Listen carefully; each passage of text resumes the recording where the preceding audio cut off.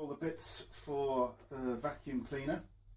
I wondered about this. It doesn't seem to fit, but if you just click it into place quite firmly, then that's how that goes. This bit just slots straight on. That's very good. This bit just slots in, and all of these bits, they just will click in and out again. There's a button somewhere that will release it all.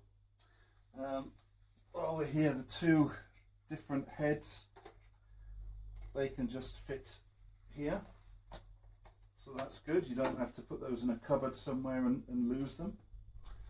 And then the final piece.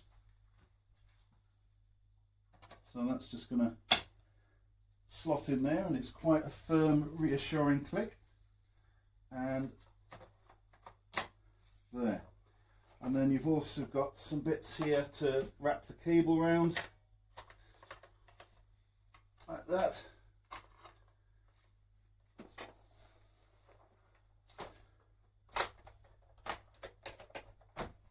There.